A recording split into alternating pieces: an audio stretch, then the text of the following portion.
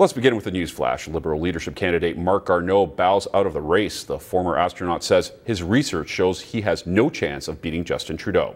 Garneau says the party has chosen, and while he questions Trudeau's leadership skills in the past, Garneau says he will now support the frontrunner.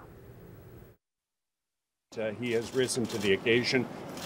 We are now going to move on. I will be a loyal Liberal, and I will work for the party and for the new leader in whatever capacity they choose.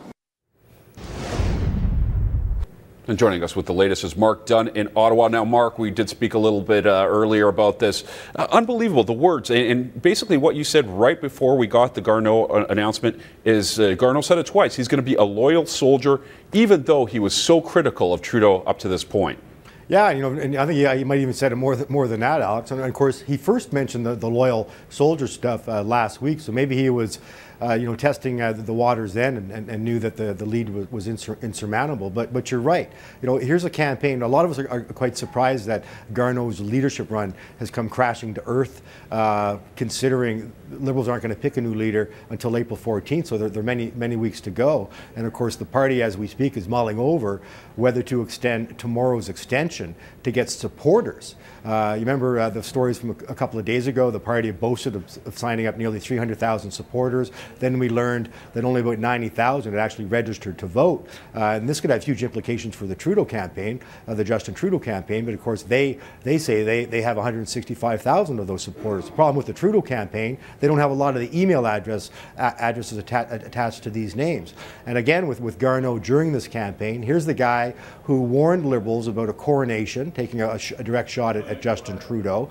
And he's also the guy that called out Trudeau to have a one-on-one debate to discuss policy, because Garneau was considered more of the policy wonk during this leadership debate. So of course, Trudeau refused to take him on one-on-one. So, and then here we have it today. So yeah, we're kind of a little surprised that he didn't wait for the party's decision on whether to grant this extension.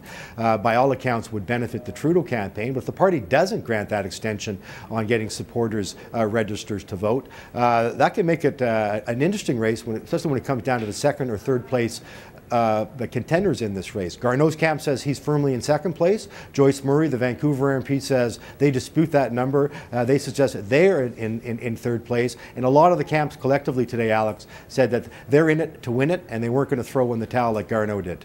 Yeah, and we heard from Ray Hurd a little bit earlier, and he was saying it, in fact, is Joyce Murray who's in second place when you look at the numbers.